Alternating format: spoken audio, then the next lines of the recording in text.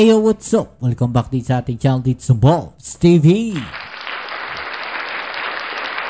Alright, so tayo babalik muli mga babayan at ngayon ay pag-usapan natin, no? Ito pong si VP Sara Duterte, mga kababayan, di umano ay naghahanda na daw po, no, na maging presidente.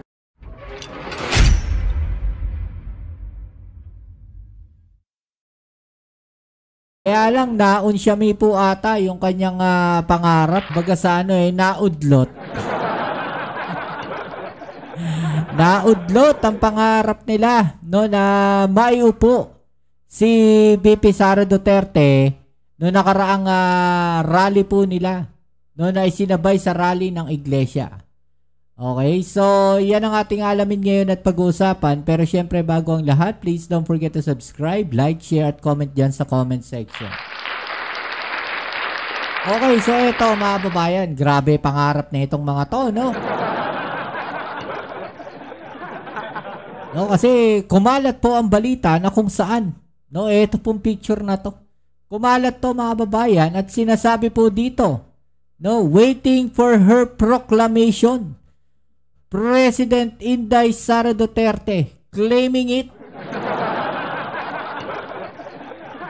Nag-aantay na daw po ng proklamasyon itong si Inday Sara Duterte, mga babayan, noong nakaraan.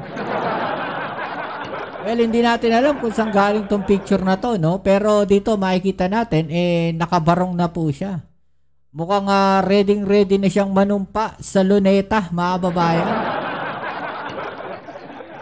Ano nangyari? Bakit pinahinto, no, yung rally sa luneta? Masyado silang excited, mga kababayan. Kung kayo po ay tatanungin, mga kababayan, payag po ba kayo na etong si Inday Sara o ang ating Vice Presidente ay maupo na bilang presidente ngayon? Yung mga naunsyaming pangarap po nila, mga kababayan, ay hindi po natuloy. Ang dami nito, yung mga post dito, mga kababayan. Ayan, President Sara Duterte. Sheesh. Ito pa. Sa dili madugay mo, lupad na ang agila. Pinaintindihan doon sa mga Bisaya dyan. No, pa-translate nga po ito. Sabi po ni Jimmy Bondok, witness, history unfold. History unfold nga, Jimmy Bondok. No, hindi nakaupo si Inday Sara. No, na history unfold kayo. Akala nyo mailuluklok nyo na si Inday Sara bilang presidente. Pero na history unfold kayo, no, nung biglang ipinatigil ng iglesia yung rally nila. Bigla kayong tumupi, bigla kayong nanahimik sa iglesia.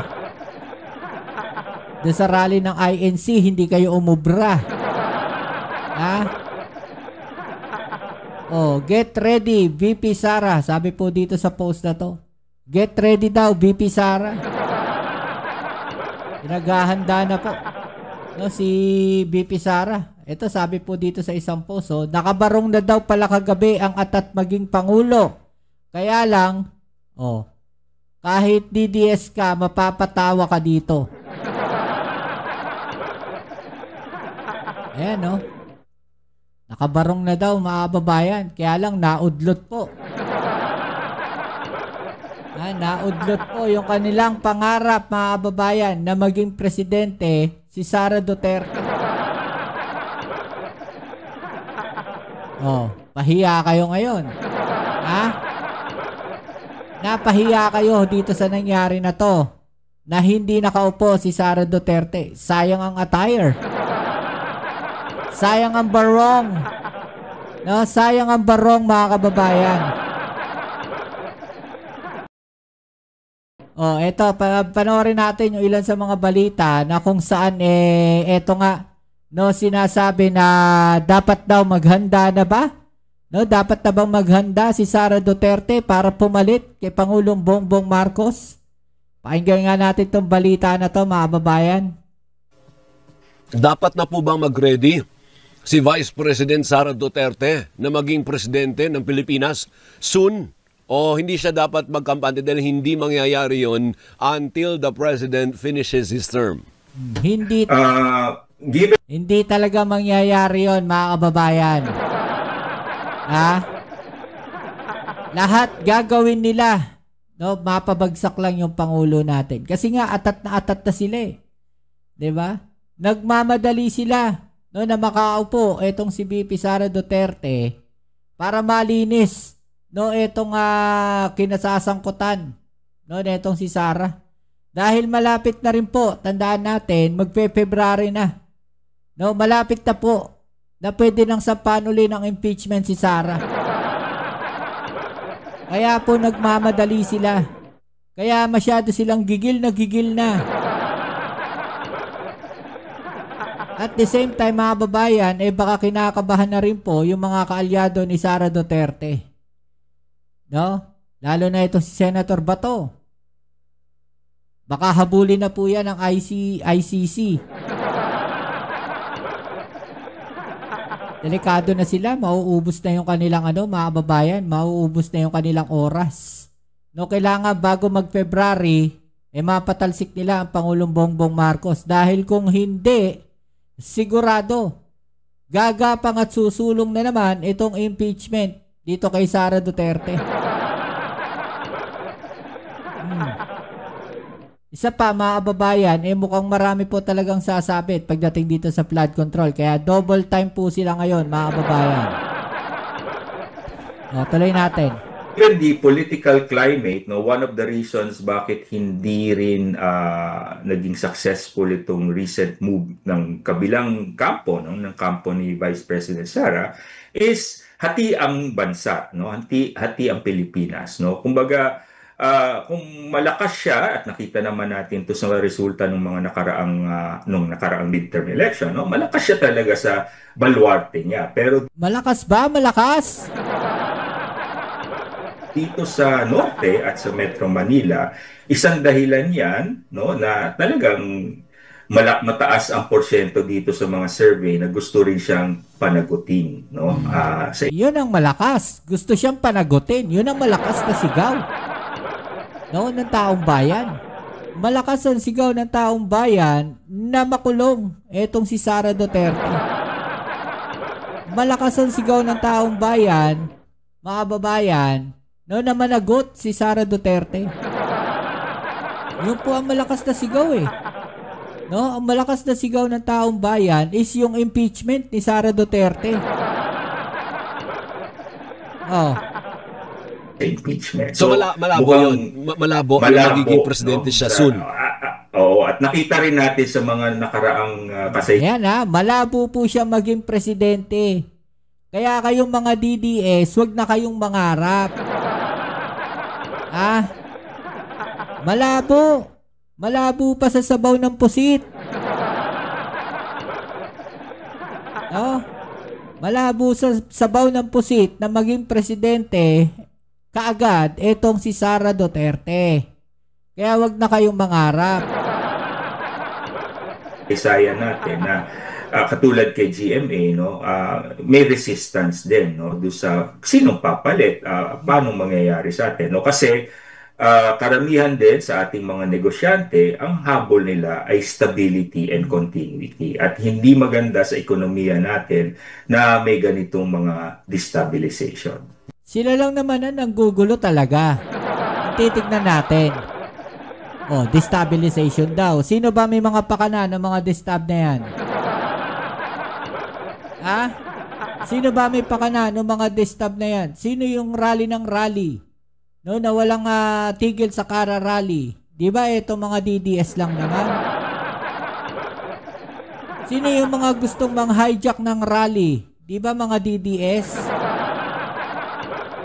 Tandaan ninyo, nangyari yan September 21. Gusto nilang i-hijack yung mapayapang rally ng mga kababayan natin.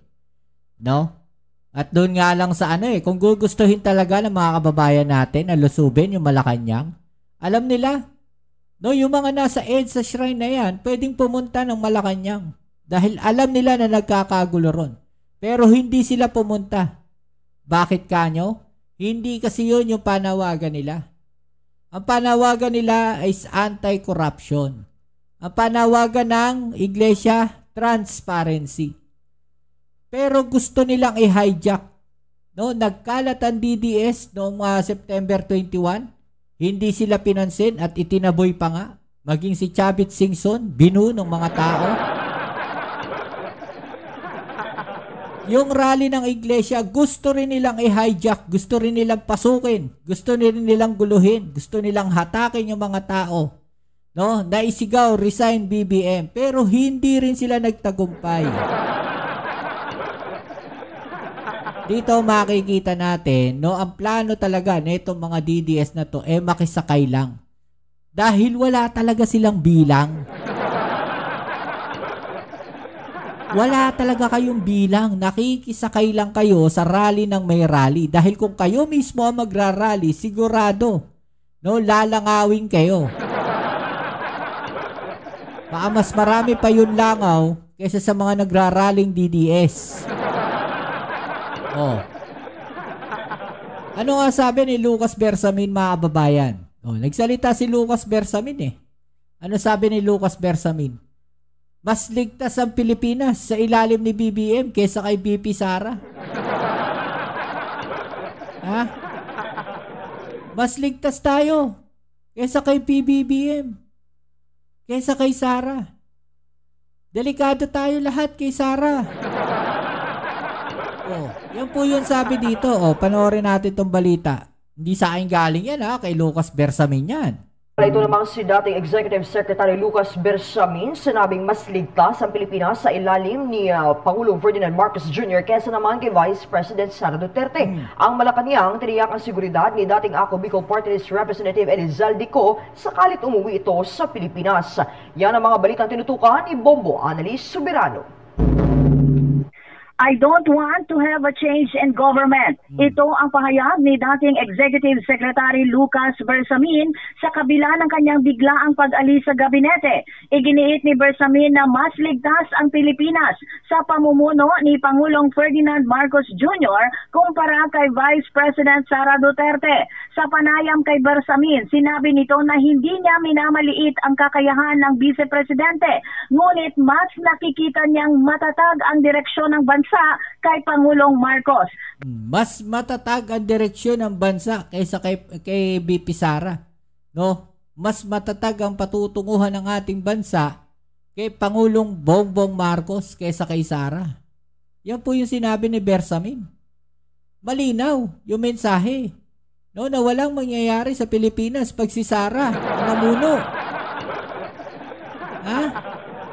Pinuri ni Bersamin si Pangulong Marcos na anyay competent, focused at pinaka-qualified tumakbo sa pagkapangulo noong nagdaang eleksyon. Pag-amin ni Bersamin na batay sa kanyang naging obserbasyon, lalo nang makatrabaho nito ang Pangulo, ay totoo, magaling si Pangulong Marcos. Sinabi pa ni Bersamin, masaya siya ang kanyang naging boss ay hindi abogado. Sabay bigyang diin na ayaw niyang magkaroon ng pagbabago sa pamahalaan. Sa kabilang dako, siniguro naman ng Malacanang ang seguridad ng dating kongresista na si Ako Bicol Party List Representative Zaldico. Yan mga kababayan, no, ito maidagdag na rin natin, no, na ito talagang si Bersamin kahit na natanggal, no, diyan po sa bilang executive secretary, mas ano pa rin siya, mas tiwala pa rin siya kay Pangulong Bongbong Marcos, no, kaysa dito kay BP Sara Duterte. 'Di ba? Kasi wala tayong patutunguhan Siguro yun yung nakikita niya. Hindi siya qualified. Ha? Hindi ko maintindihan dito sa mga DDS na to, bakit gusto nilang iluklok itong si Sara? Wala naman na silang ginawa kundi paninira lang Isa lang nakikita natin dyan, nagmamadali na sila mga kababayan na maipwesto si Sara. No, dahil magpapasko na, dahil bago magpasko may makukulong na, sabi nga ni Pangulo. Oh. Baka may kinakabahan na diyan ng mga kaalyado nila. Ha? Yung tungkol kay dating Executive Secretary Lucas Bersamin na nagpa-interview sa atin kanina Correct. sa One Balita Pilipinas Kanang kay tanghali. Cheryl, di ba? At Hindi nagsalita lang rin to siya sa phone Palace call. Reporters. Hindi phone call conversation to tulad sa iba ha. Talagang nag-interview ni Cheryl Yeah. po kanina. Oo. Kayo rin yata, hindi niyo ba Sa Palace. Kasi Nagpa-interview din siya. Hindi Hindi kami allowed doon. Okay. Pero ang interview namin sa press briefing Sa press- area. Pero nagulat ako doon sa sinabi niya. Oo, nabay, hindi pala siya voluntarily nag-resign. Pinag-resign pala. Oo, hindi pala voluntarily out of delicadeza. Yun yung pinag-usapan natin the other day. Diba? Kasi yun yung binigay na statement ng Malacanang. Correct. Out of delicadeza, nag-resign sina E.S. Bersamin at Secretary Amina Pangandaman. Ang wala pang paliwanag si Secretary Pangandaman. Yes. Yeah. Baka mamaya hindi rin pala siya lang voluntarily resigned. Oo. So ano pala si former Executive Secretary Lucas Bersamin kinausap ng kaibigan niya na ayaw niyang pangalanan dahil nga may respeto siya dun sa tao. Sino kaya yun? Oo, sino kaya yun? May idea ka ba kasi? Kahit Hindi ko rin alam eh. Kasi tinanong din siya ulit dun sa Palace kanina. Hindi niya rin sinabi. Oo. So puro Okay, manghuhula pero lang tayo. sa tono ng kanyang pakipag-usap kay Cheryl Cosim po kanina, ay sinasabi po ni former ES or Little President Bersamin ay parang ayaw niya magpa-assign somewhere else. Yeah. Ready na siya to retired na kasi Let siya. go of Tapos the government position. bumalik lang. So ngayon, okay na sa kanya mag-retire ulit. At mag-travel with the missus, ang sabi niya Pwede kay naman Cheryl yan. kanina. Pwede naman yan. So, puntahan natin ilan sa mga highlights yung sinabi. So, ibig sabihin lang mga kababayan, talagang rin siya, satisfied din siya dito sa Pangulo natin. Kasi imagine ninyo ayaw na niya na mapwesto sa ibang posisyon. Ayaw na niya mailagay sa ibang posisyon. No? Ibig lang sabihin niyan mga kababayan, na siya mismo satisfied na dito sa kanyang huling naging trabaho. So, okay na okay siya dyan. At ayaw na niya. Siguro, sabi niya, kung hindi rin lang si PBBM, wag na lang. Ganon yung nakikita ko dito kay Bersamin. Niya, Mase and Chiki. Of course, nadadamay siya dito sa parang hindi, kahit gusto niya mag-retiro at mag-travel, parang nadadawit ang pangalan Yeah. dito sa mga mga anomalya umano. Pero hindi naman daw takot si former ES Bersamin na depensahan. Hindi siya takot doon sa mga alegasyon dahil kaya daw niyang depensahan ang kanyang sarili. So, i-playback natin yung lahat ng tungkol sa ICI at saka doon sa alegasyon laban sa kanya. I'm ready to stand up and to back my innocence. I am not that kind of person na nag-hesitate or natatakot. I will defend myself. Huwag lang nilang siraan ako bago nila gawin. Triple hearsay yan.